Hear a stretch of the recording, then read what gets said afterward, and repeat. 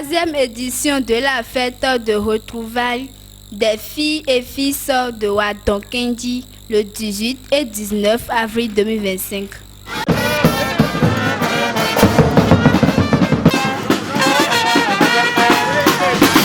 Pour donner de l'ambiance à cette fête, une caravane bien organisée fait le début de cette joie.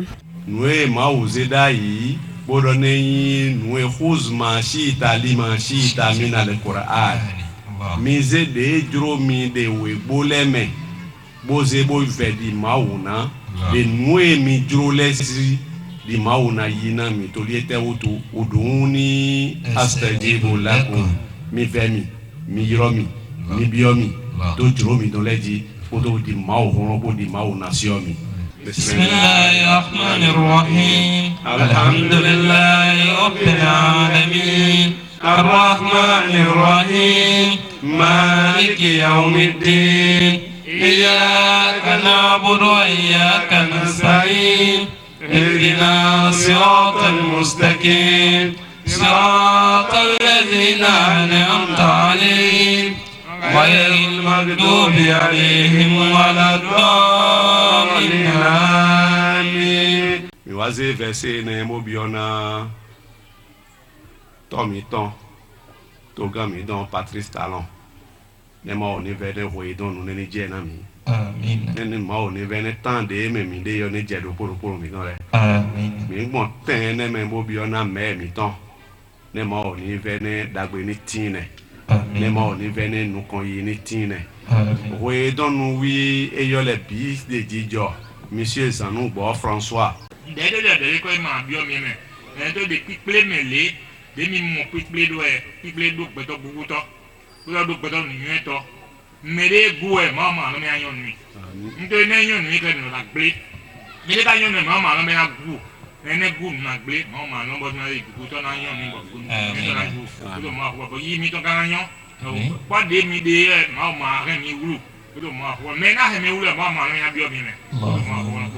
بسم الله الرحمن الرحيم الحمد لله رب العالمين الرحمن الرحيم مالك يوم الدين إياك نعبد وإياك نستعين اهدنا الصراط المستقيم صراط الذين أنعمت عليهم غير المغضوب عليهم ولا الضالين آمين آمن رسول ما أنزل إليه من ربه والمؤمنون كلنا آمن بالله وملائكته وكتبه ورسله لا نفارق بين أحد من رسله وقولوا سمعنا وأطعنا غفرانك ربنا وإليك المصير لا يكلف الله نفسا إلا وسعها لها ما كسبت وعليها ما اكتسبت ربنا لا تؤاخذنا إن نسينا أو أخطأنا ربنا ولا تحمل علينا إصرا كما حملته على الذين من قبلنا ربنا ولا تحملنا ما لا طاقة لنا به واعف عنا واغفر لنا وارحمنا أنت مولانا فانصرنا على القوم الكافرين ربنا آتنا في الدنيا حسنة وفي الآخرة حسنة وقنا عذاب النار وادخلنا الجنة مع الأبرار يا عزيز يا غفار يا رب العالمين. الفاتحة.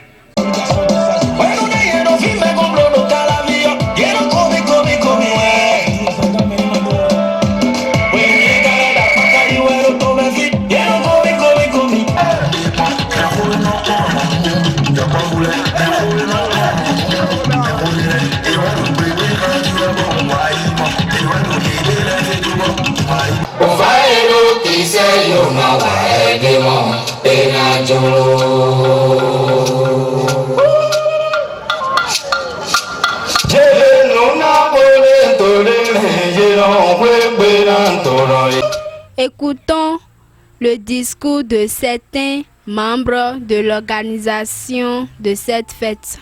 Il y a un délégué sécu ou à tonton. Et il y a DJ Dao de Noumi. Bon, paix à son âme, à monsieur Kounasso. Kounasso Ansem, et Malem Megbe, des tronfio, Wien Dono, Niewel de Asinkologie Gbeo, Denkari Asinkologie Gbeo, Ben Quetitan Naduko Wadon Villepo, et il y a DJ de Noumi. Où est Zombo? Nemboudi Akbana to Akbagbe. Dijo de un titan na wa Kaloku. Mondu Mongba. Nabio Wendo, Dokuroko. De Jo Fundo, nous allons. Bodo Mede, Domi Ajo. Bezon de ndeu, bema kpeubojo, bega do linle, bona jo, mao beroto, nous mesele, yena walina menenole, walina hu, fa, bon devo de adumide dion, et a je hu kwebo je kangwe, bon il a no teneme, bema yin de ede noviko. E ma vivo yedo chance bo amon. E yin atongo ni mi le wa fidin. E na me ya wa eje do ka ti eje zin kwewe. Bo asan ku bo mi wa. Bo mi bi ma o ndi kene dagbere ba mi de kwewe zin fifo me. Ne minimum bo wa ni do ka ti ro ne mo ko ko de du e ma yaya. Donc je suis très content pour cette manifestation. D'ailleurs nous buna kona mere to ka bo chi lele. Na do ayedo ma una gwalo ayede de jaleme. Bo kan do ajuma nde pe de blo yomo yomlo gbede ko no kan gbede ya de pe de na segun e de ni sibo sra una bo yan ajuma mi na se bo na pon de mi abo de jijalegun e précisément je suis de Wadon je fide mi fi di fi ejimile on ko de do me wi ejimile de mi ablo gombo mi ano alode alome bo an komile do po bo mi ano wa iname bo no po bo lin ta me do de mi ablo gbon bo kati mi don le na no po ide no no po wi ye no no bo no jran do e de mi ablo gbon bo ablo bo kati mi don le ado nu kon yi de wa iname bo mi a komile le do po e ru e ko lo do yin 6-0 teto to vi sun to vi nyonu wa don le de ro o beji kenji don de ro fide le bi sise do yeni wa ni mi ano pobo do bolinu de mi ablo bombo jla o kati mi don le do bo ajo un lo na mo ten no pobo ayin do po yeni wa ni mi ablo be na je mi bo na ja kan me sien ni ma oni na meji do periga aya je kwewe november me to godole ye na wa bo mi anyo minde we sin kwewe me ko lo do wa ken onu wa ken da itan me lo koko da yi do wa ken no yoro wa dondo don wa so mi associate kenji le bo en wa don kwe wa don kenji kwe. Ok, chère population d'Adjoum, de Wadon et de Kenji, je vous salue très chaleureusement. Et je remercie les uns et les autres pour la chance que nous avons d'être à la 3e édition de Wadon Kenji Hwe. Je voudrais rappeler que les 2 premières éditions étaient destinées à Wadon Hwe. Et je me souviens, j'avais plaidé auprès des organisateurs que quand vous voyez un peu les quartiers d'Adjoum, c'est des quartiers qui sont mélangés, des quartiers qui sont confondus. Et j'avais de la peine que Wadon célèbre seule sa fête, sans associer, si elle-même n'a pas été tout entière, je pense que partiellement, ça a été entendu. Et je crois qu'avec le temps, nous allons l'étendre aux autres quartiers. Parce que c'est ensemble que les fourmis peuvent traverser la nappe d'eau, peuvent traverser le fleuve.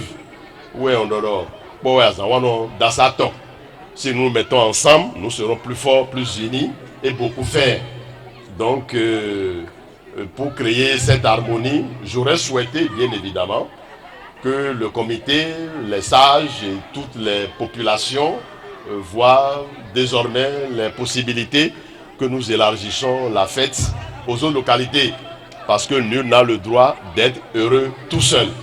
Donc je voudrais remercier le comité d'organisation, remercier Dieu Tout-Puissant qui a voulu que nous soyons ici, Dieu Tout-Puissant qui a voulu qu'il y ait la paix, la quiétude au Bénin, mais la paix est passée par quelqu'un pour qu'elle soit là et que nous ne soyons pas sur le qui-vive.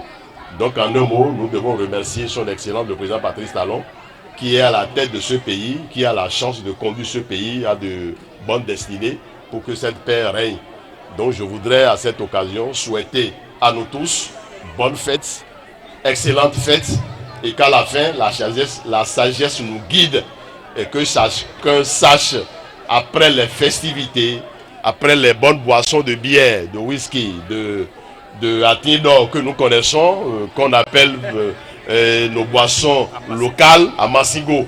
Après ça, qu'on sache se conduire, qu'on sache se comporter pour rentrer sain et sauf pour continuer la fête chez nous et continuer la fête pascale jusqu'à lundi de Pâques. Je vous remercie et que la fête soit belle.